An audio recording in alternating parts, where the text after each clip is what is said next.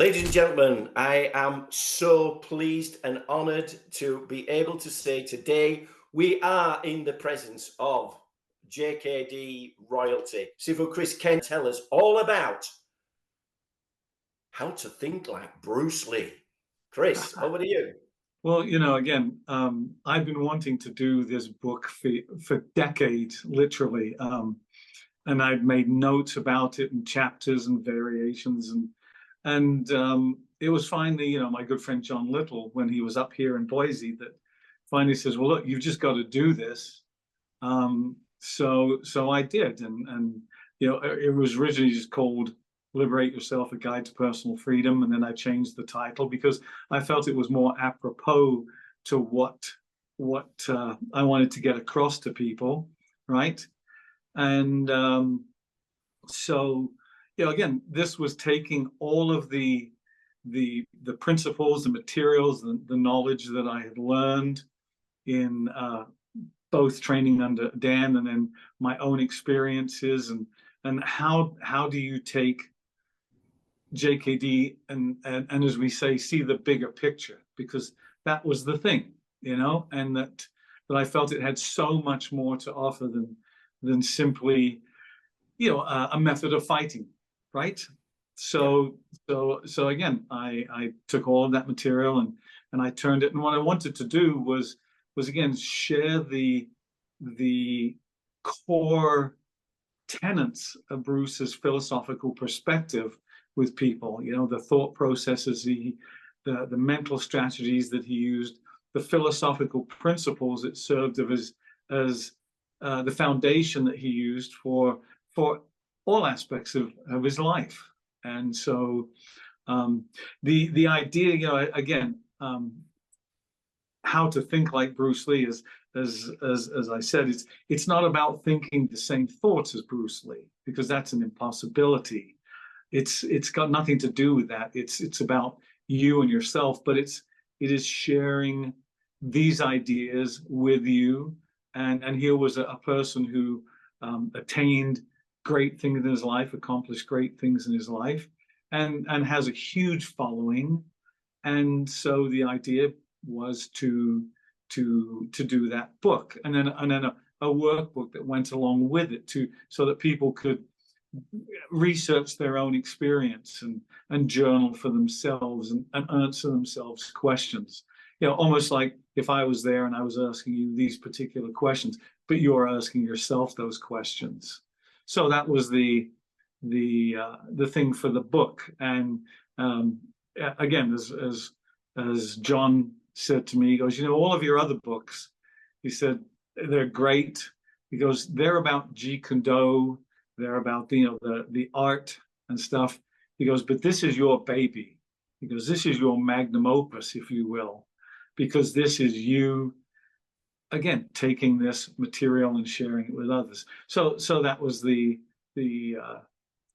whole structure of the book, and just really quickly, it's a book that doesn't have to be read from start to finish. A person can pick it up.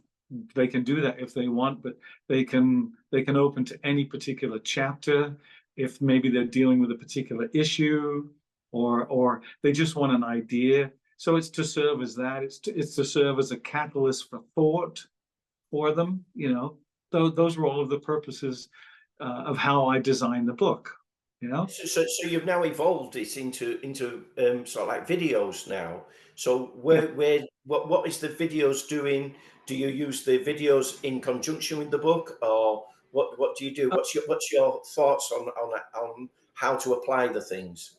Well, it's a combination. So I changed the title of the YouTube channel is obviously Chris Kent's, but it's just think like Bruce Lee, not how to think like Bruce Lee. It was a better title for it.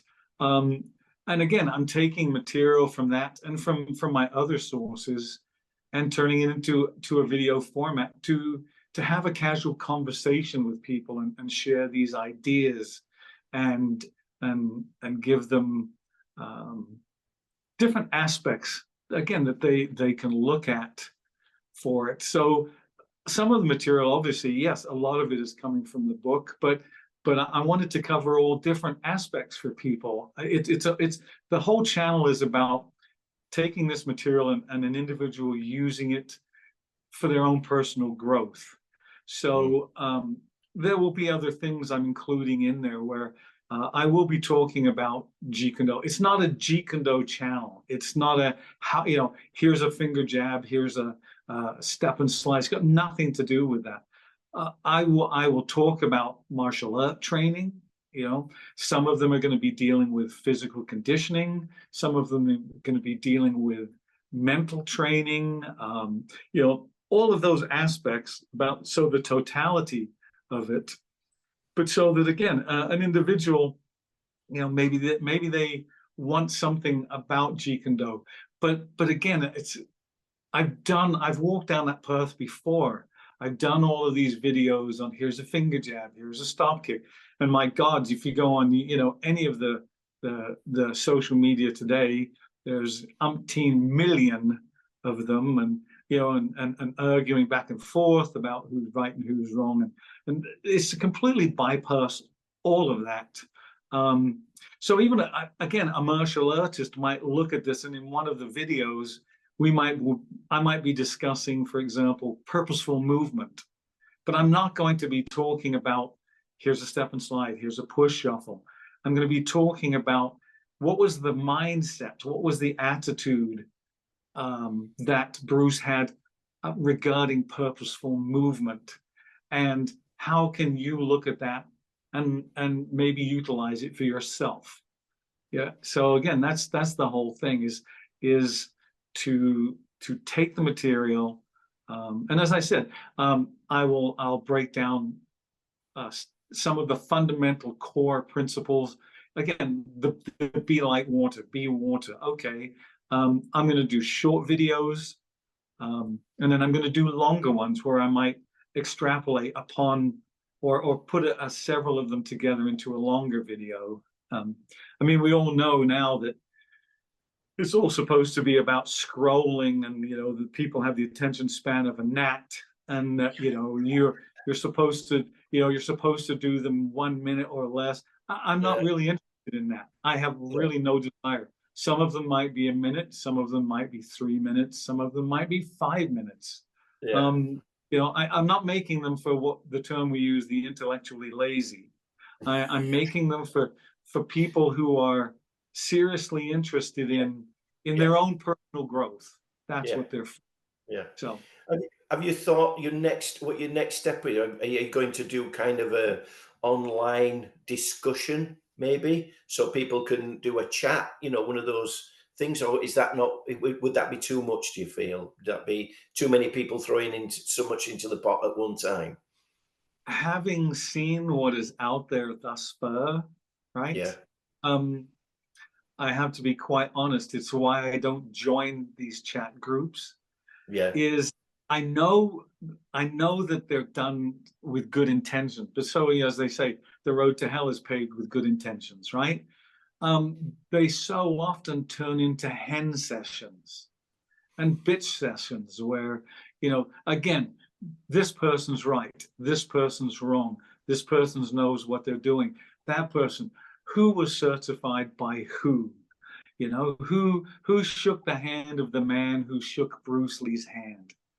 And that is so insignificant with regards to Jee Kune Do. And you and I have known for each other for decades, and we've been good friends. yeah, We have walked down that path decades ago. yeah, People are talking about things that we looked at and tossed away decades ago.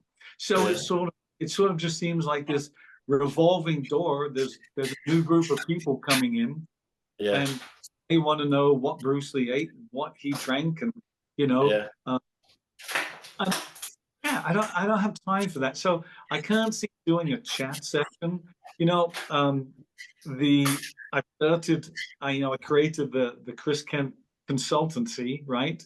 And I yeah, have two views for it. One is working as a JKD consultant, and the other one is working as a consultant for my dynamic personal liberation. Yeah, And let's just ask you that. Well, can you tell us a bit more about Chris Kent's consultancy? What does you mean by consultancy? well, again, it is a practice that deals with peak performance and development for these particular elements, right? And that's why I said working as a consultant. I can work as a consultant with regards to Jee Kune Do, where I go in or when I say go in, whether somebody comes to me, whether I go to them, and I work with them on whatever they need. It might be technical issues, it might be curriculum design, it might be, again, creating a JKD culture for what they're doing. But it's designed, like I said, it's designed so that I can work with people, deal with issues or performance things that they're dealing with, come up with solutions for them, and also to make sure that my ultimate goal is to what I call transmit the DNA of JKD Right. to people. And the cool thing for me is I am not involved with any of the factions, any of the groups, this group, that group. I can go and work with other martial artists. I'm not limited to Jeet Kune Do, but it's based out of my understanding and my development and my years of research and training and development of Jeet Kune Do as I have done it, right? And then so I have that side of it, and then the dynamic personal liberation, again, with the book, is a consultancy where, again, I work with individuals. It's designed for businesses, individuals, groups, dealing with personal growth, personal development, peak performance, and things like that. But I do it a different way. That I can do online coaching, and I do some of that. But a lot of it is going to be in person. I will either They will either bring me out to them, or they will come out to me. We will meet. It's a combination of dialogue and movement, where it's just a completely different approach to me. It's a completely different approach to personal growth and development, and even for want of a better term, life coaching and things like that. Yeah. So Can I ask you sort of like a little personal question, and uh, maybe two, in fact, is that I always felt, especially and I felt that Jeet Kune Do as a per se, it's not just martial arts, it's everything. And once you get a blueprint and you get the on what you're developing, you can put that to other uses. It's not just fighting systems, it's mindset. Is that right? Or would you say I've got it on the wrong list there? no, again, you're absolutely correct. To use that analogy that's been used before, Jeet Kune Do, yes, fighting is a very important part of it as a martial art, the physical component of it, if you will, right? Yeah. But to say that Jeet Kune Do is all about fighting is like holding up a single grain of sand and saying this is the beach, right? Or saying, taking one frame of a film and saying this is an entire movie. It's There's so much more to it. That's why I said Jeet Kune Do it's an art, it's a philosophy, it's a state of being. Yeah. It's a state of being. That's really what it is. And the big picture is life, you know? Yeah. And Yeah. uh, how do we take that stuff out there? How does this make us a better, more effective, more productive, more creative person in everything else that we want to do? And you have to, if you even examine and look at Bruce's life and his evolution and his development, you will see that. And this is why I've said that you cannot stop and memorialize any particular era or location of Bruce's individual development. You have to look at the entire thing. as it goes up until the time of his premature death, right? Um, Yeah. so yeah, I've dealt with that for so many years. Oh, it's all about fighting. It's about fighting. Um, so you're telling me that a 14-year-old boy that's being bullied, be it now cyberbullying or whatever, cannot you learn to become more confident, or anybody? What about this person who just lacks self-confidence, doesn't have faith in themselves? Are you telling me that Jee Kune Do doesn't have anything to offer than them? So, that again, that's such a myopic viewpoint Yeah. on it. And it was never supposed to be like that. Or again, when you follow that evolution and you track it and you see and you really pay attention to it, Mm. um, you get what it's all about. Yeah. Yeah. That's right.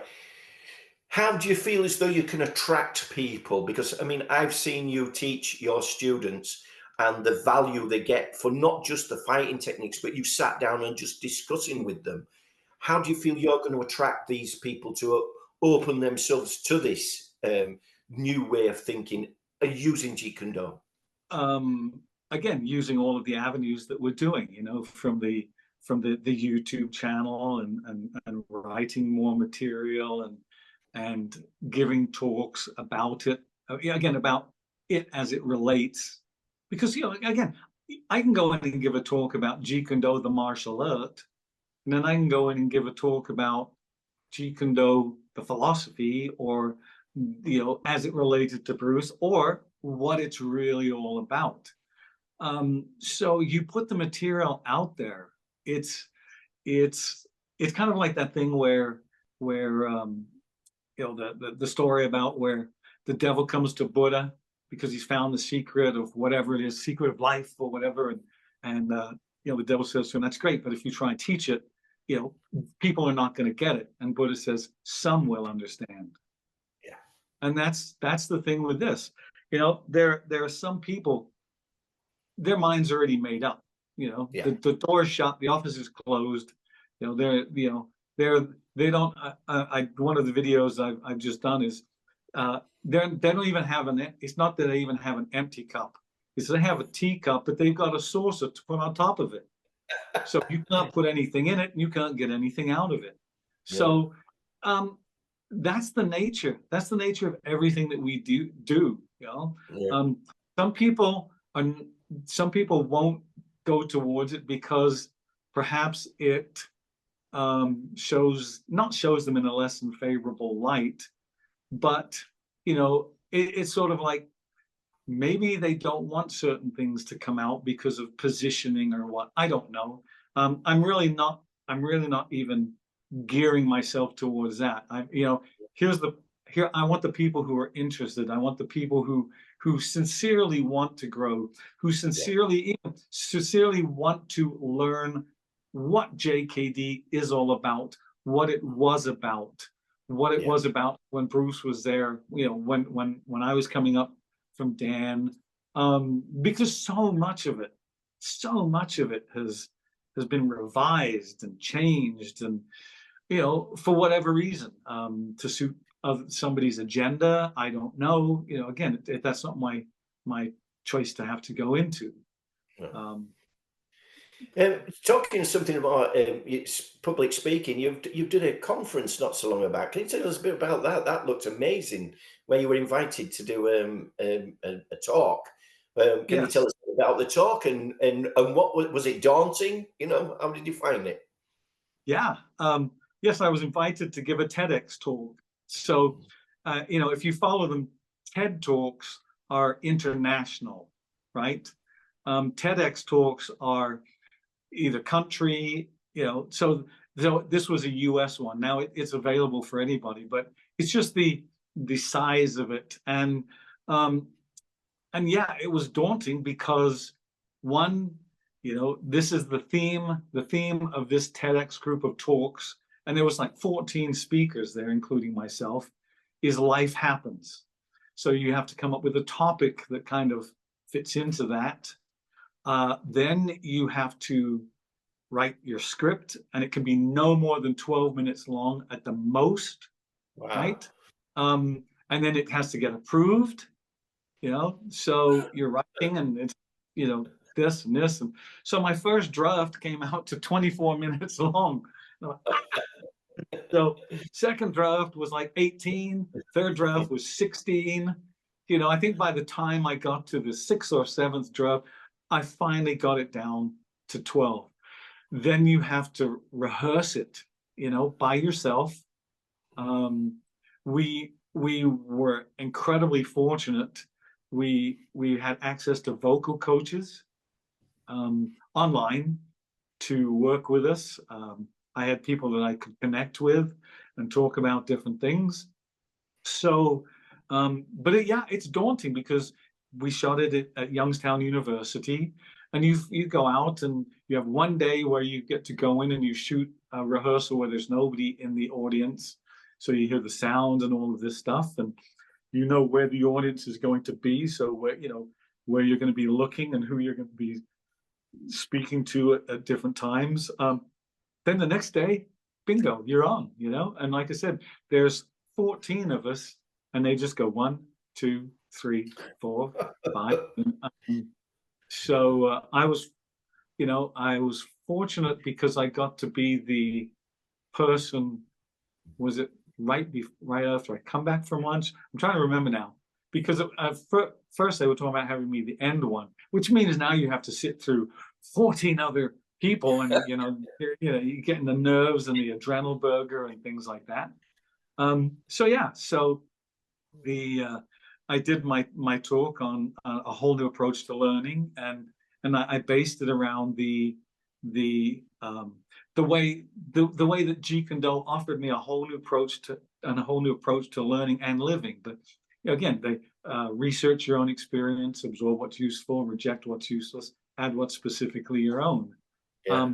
And then how it related to me coming up as a kid growing up in England through the educational systems, and rote memorization, right? As we knew as back, because that was the method back then, and then coming involved with Jee Kune Do and Dan, and then finding out all of these other ways of doing things, and how it changed and gave me a whole new perspective on learning and living. And it was great. It was an incredible experience. Absolutely. All right. Are they inviting you back? Well, they don't do it that way Oh, right. Okay. because there's so many people they're going to. So they have Right. themes. I might get invited back, or I might get invited to do another one somewhere else, Yeah. because all over. Like my friend Harinder Singh did one, I think, just recently in San Luis Obispo. Yeah. I hope that's what, I think it was. But so there's different locations where they do them here. And just like in Europe, they'll do them in different countries. Yeah. And Yeah.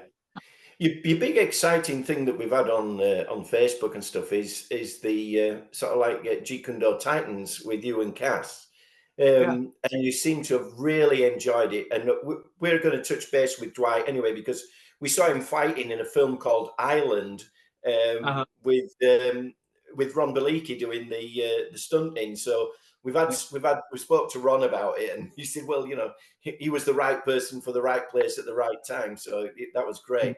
So tell us a little about what was enjoyable, and you seem to have really enjoyed it about the Titans, and I think you signed up to another one already. yeah. Well, Cass and I originally did a couple back, and I think it might have been 2017 and 2018. And anyway, then the big COVID thing hit, and so nothing happened. And we actually did them at his school, and we did sort of, I think, like 4-day camps, right? Like Thursday, Friday, Saturday, and Sunday. And then again, COVID happened, and everybody was doing their own thing. And so Dwight, who's a good friend, and we've known this, another guy I've known for decades, and great guy, contacted myself and contacted Cass and said, what about doing one on the East Coast? Because you've done them out there, but what about people on the East Coast? So we're both like, oh, well, okay, yeah, set it up and we'll do it. So Dwight and Ron, they did all of the work to set this thing up, and Cass and I hadn't worked together in whatever, 7, Yeah. 8 years. Yeah. And so we went and we both shared different things. And again, it was, for me, it was the thing of um, being able to transmit, again, that I use that term, to transmit the DNA of Jeet Kune Do to people Yeah. who had never the availability of it before and never been exposed to it before. And Cass and I have different takes on different things, but we both have the understanding of the philosophy, the foundations and what it's all about. Mm. So it was a great time. It was a really good time. It was extremely well received. Yeah, people loved it. And again, it's just one of those things where we didn't get into any discussions about any political ramifications. It was, baby, this is JKD. This is what it's about. You want to understand it. You want to get better at it. This is what it is. You Yeah. know, Good. and what we could do at the time, because obviously, we could do Yeah. weeks and weeks and weeks of it. Yeah. So yeah, so yes, we're already planning the next one for the same time, right around the same time next year. So and the good thing is, because it was kind of done so short, there was a lot of people from like England, and I had friends from England and Italy who they just didn't have the time to make the No. arrangements No. to No. No, I think so. it's something that could grow. Not to say that we don't want you over here because we've got plans. I Anyway, might not want to over there. I'd we've love got to to, get but we've got yeah, to get them Mars bars again that we leave in the fridge so that you can dip them in your tea. that's right. That's right. Yeah, that's it. So Just going off sort of like piste for a minute. yeah. You worked just so like give people a bigger picture of what Chris Kent has been through. Not only being a script writer and stuff like that people may forget, but you did quite a bit of stunts, didn't you, at one time? You know what I mean? I, And I, I, yeah. I'd Go like ahead. to ask you because the thing is that the big film out at the moment is Fall Guy, which I've just been to see, and they're trying to say that the stunt guy's taken off a lot of punishment, and you were there. I remember seeing you with Jean LaBelle, and you've been with Jeff Imada a lot of the times, and Mm. you've done your own film. Down in Brazil, I remember when you're doing the fight choreography for the knife fighting. What was that like? And what was it like to hit James Bond? Um, it was fun. I can't say I did a lot. I mean, I did probably like 15 shows and the movies and things like that. And yeah, it was actually Jeff Amata that got me into the business. Um, doing somebody just, in fact, White just posted something about, do you know what TV show this was? And it was supposed to be a spin-off of Chips, and it was Tips, called yeah, it was Force, called 4-7 with Fred Dryer. yeah, And I've got and it. and Dan was doing some work in it, and Jeff called me and he goes, "Hey, I can use you here. We can skate, well, not skate by, but the Screen Actors Guild have this thing. It's a catch-22 where you cannot work on a thing unless you've got a SAG card, but you can't get a SAG card. You work on the show." So he got me in under something, Taft Hartley Act or something like that, and I spent 5 days there and worked like couple of hours, and but that was my entrance into it. And then I did several other shows because my student was the creator of Miami Vice, and actually then Private Eye, and then Hollywood Confidential. So I worked on a couple of those, and I met a lot of stunt guys and great guys, and they're very, very professional, you know.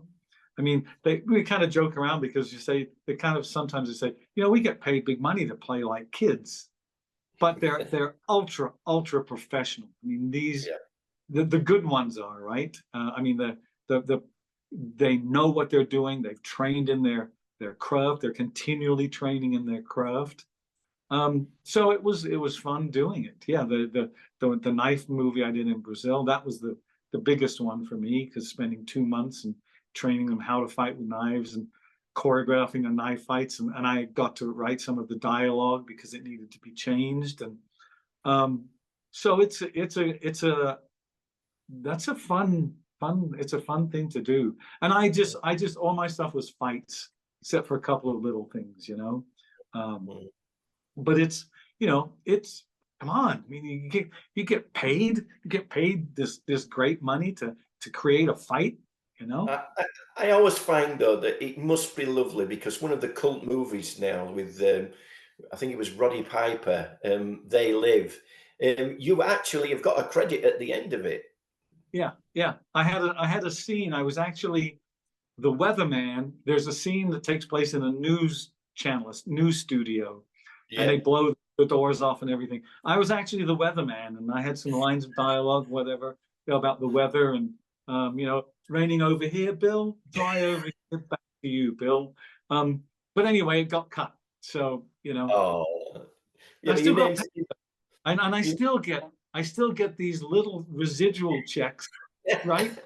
$5, $7, and yeah. So again, that's another show that Jeff got me on because he was a stunt coordinator yeah, on it. So again, I owe Jeff Amata is the guy who got me into the business, and I will yeah, always be that. You yeah, know. yeah. Um, The Crow is being made again, which is a little bit sad for me and a bit sad for you, I think. Mhm. So of course we should remember. But what's your best memory of Brandon? Do you feel? Well, first time I met him, he was 9, and he threw a tennis ball across the room at me, right? And so I saw him growing up, and I wasn't anywhere near as close to him as a lot of the guys around his age were, and things like that. But I went out to hang out when he was making Rapid Fire a couple of times on the set, and one time we had lunch together, um, um, on location. It was out at one of the houses. It's the scene where he goes in and he beats the guy up in the house and powers Yeah, boot yeah, got yeah, inside. Yeah, that was the day I was hanging out there. So went out and had lunch and we were talking, and it was really interesting because he was talking about having his father's books, and that his books and reading his father's material had kind of altered his opinion on some of the arts that he was doing at the time. So we talked about that. But then he wanted to show me his new car because he goes, "Hey, let's go back to my trailer and we'll hang out. I want to show you my new car." And he had got that Acura NSX, yeah, which looks like a little black Ferrari. His was black. I know Burt yeah, Richardson got one that was red later on, but yeah, yeah. So, and it was parked on the street because I want to show you my car. So it was just nice, Again, it was yeah. just casual. Here's my car. When we went out and hung out in his trailer for a bit, and Shannon at that time was working as a production assistant, aka gopher, right, as they call it, right? Go for my coffee, go for my, and she came in and yeah, and he sent her to pick up his dry cleaning, and, and he goes, I know she's my sister, but it's just great to do this kind of stuff. So, no, like I said, I saw him grow up. I saw him evolve into a wonderful human being, and then whose life, obviously, as we know, was tragically cut short. Because I went to a private screening of The Crow, and I sent you materials from it. Yeah, yeah. You know, so yeah, you know, it's a thing. Uh, I'm not one a lot for remakes, and I will give this remake the benefit of the doubt Mm. until I see it, because again, look, this is Hollywood.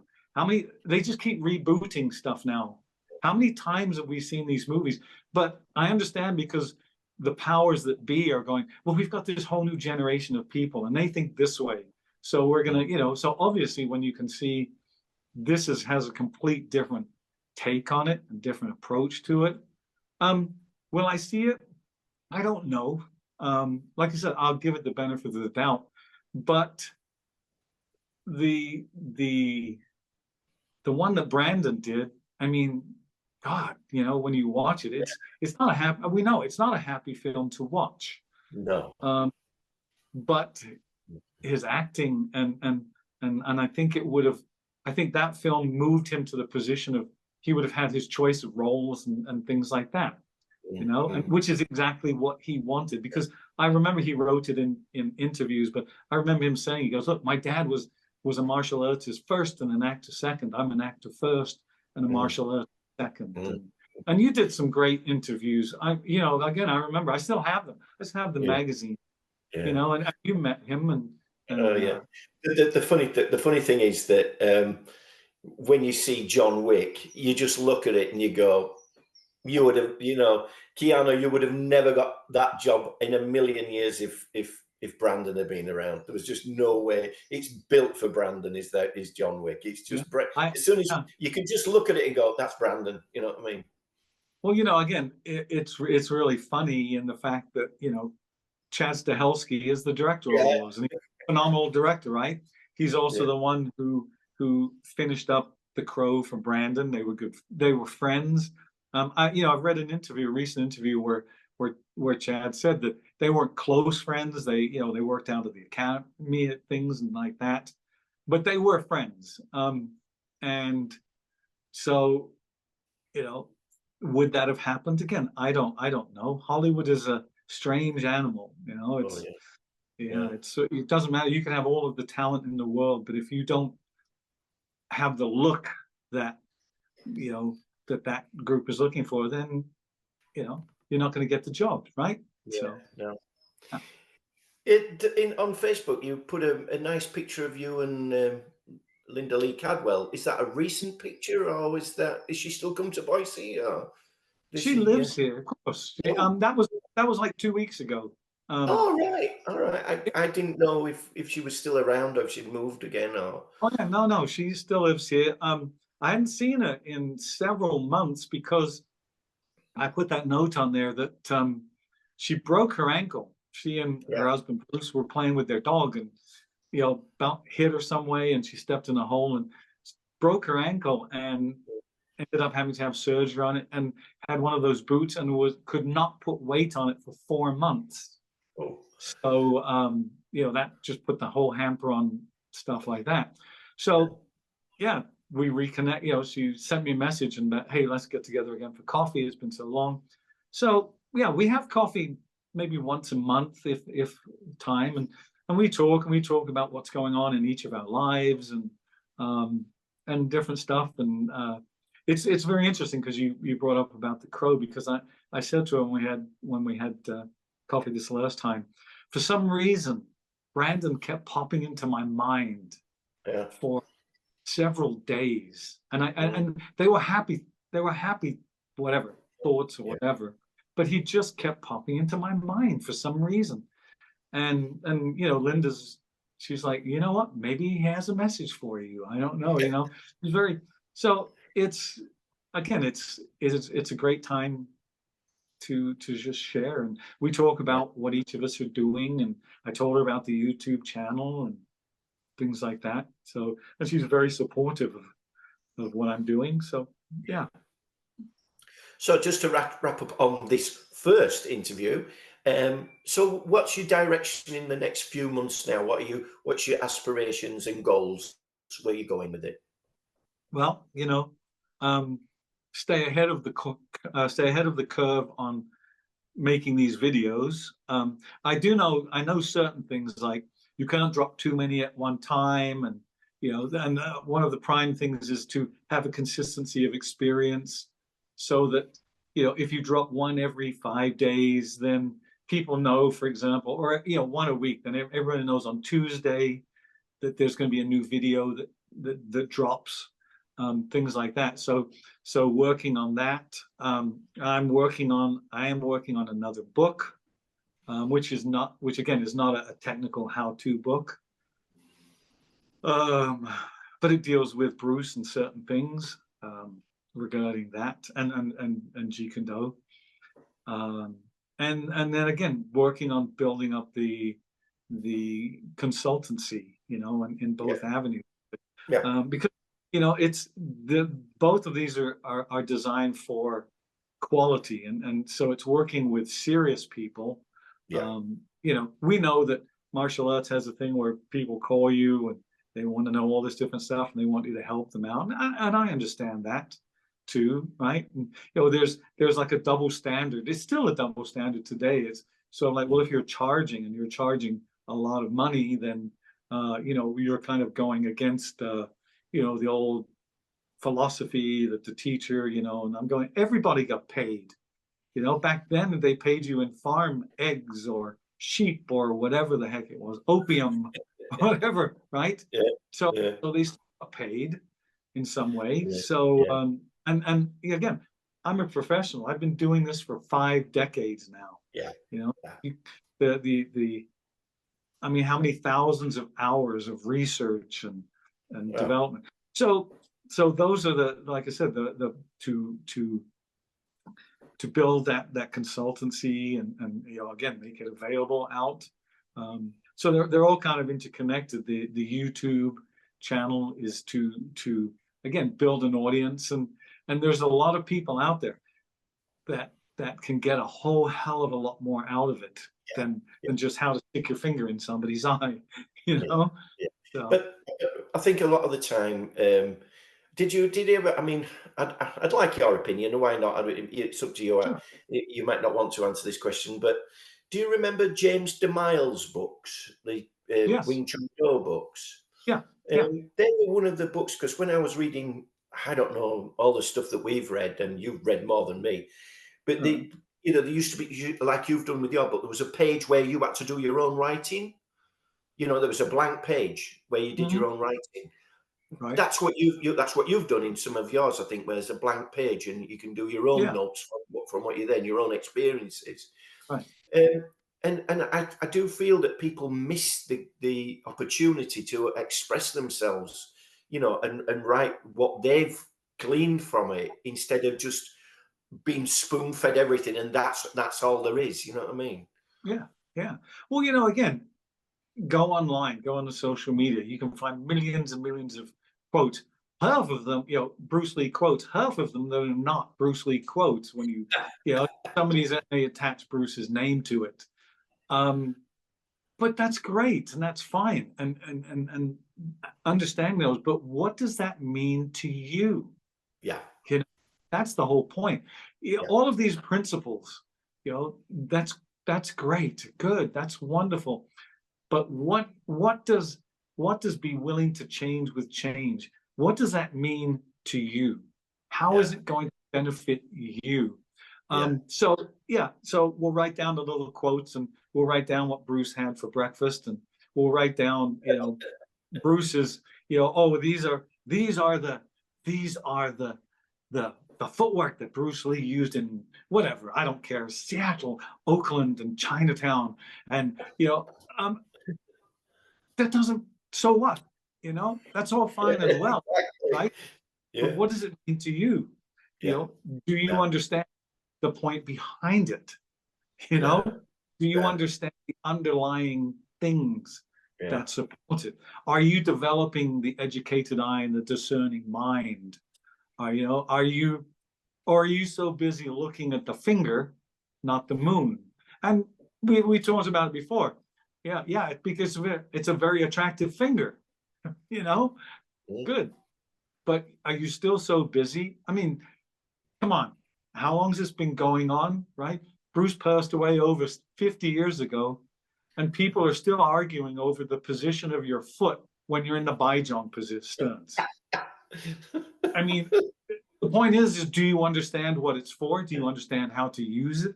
Can you yeah, make it right? yeah, Can you adapt it? But mm, it's almost like that thing that Bruce wrote about, you know, when the Olympic athletes, and yeah. he's talking about classical form, and the guy takes off, and the other guy goes, "Oh yeah, but did you see his heel was up?" You know, and this is the same thing. It's sort of like, well, you know, the guy just punched and drilled him with a straight blast. Yeah, but his back foot wasn't in the right position when he was in the Baijong.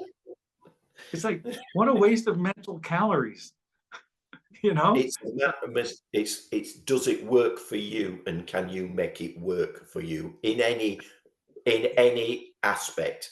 Yeah, Can you make the blueprint work for you? You know what I yeah, mean? And yeah. you And can know, you redesign the blueprint if necessary yeah, so that it fits you, yeah, right? and yeah, Yes, and those are, those are the things, right? It's Yeah, it's like all the technical world in the world, but if you don't understand the principles and want to adapt those principles to you, you forget it. It's just ridiculous. You know what I mean? yeah. It's a waste of Well, time.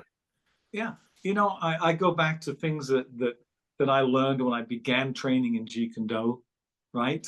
And that were some of the grounding principles for me. Like when people ask me, about learning and stuff, I said, when I started in Jeet Kune Do, the two things that helped my path were two statements by Bruce. The first one was, we have two arms and two legs. How can we learn to use them with maximum efficiency and effectiveness? Bingo, right? Not how many punches do you have? How many kicks do you have? That one. The second one is how, in the process of learning how to use my body, can I come to understand myself? And that's a Yeah. fundamental theme, right? Or that's the underlying thing. All the Zen things about it's a mirror that reflects yourself. Yeah, it's great. Good. You've done all of this. Good. You've sparred all of these rounds. What have you learned about yourself? Yeah. How much better do Absolutely. you know yourself? Yeah. Right? Yeah. Those are, again, the fundamental things. So, and then as I'm always telling my students is that, those fundamental themes like, well, what about this? What about that? Hey, if you understand it and you can use it, it belongs to nobody. It's yours. If you don't, Absolutely. it's still mine. You Yeah. know, those are, the, yeah, I still love teaching. I have my school here, and that's okay. It's a very small school, but I go in, and when I was doing the seminar at the Titans with Cass, and I told them the same thing I tell my students all the time. I said, when I was training in Dan's backyard and at the Filipino Kali Academy, you know, in those early days, the four most dreaded words that you ever heard in those schools were maybe, sometimes, it depends.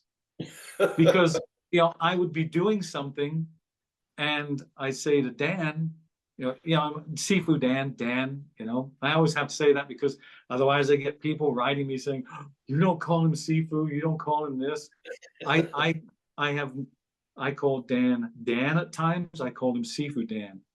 The respect is there, so get over it.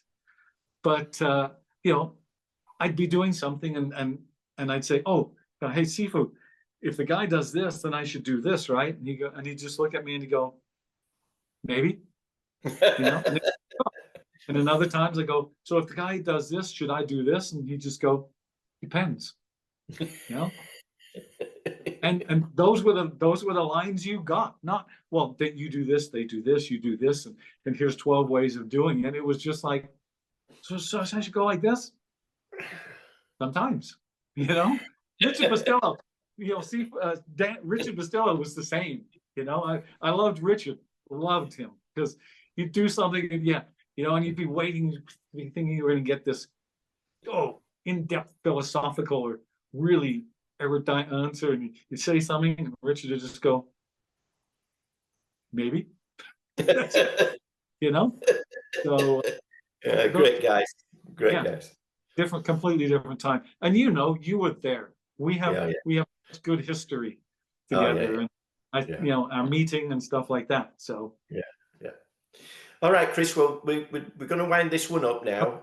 So, uh, unless there's something else you want to have a little talk about, but we'll leave it at this time. So, maybe a month or so's time, we'll touch base again, see where you've yeah, gone, see what you're yeah, doing, and it'd be an absolute pleasure to talk. Is that okay?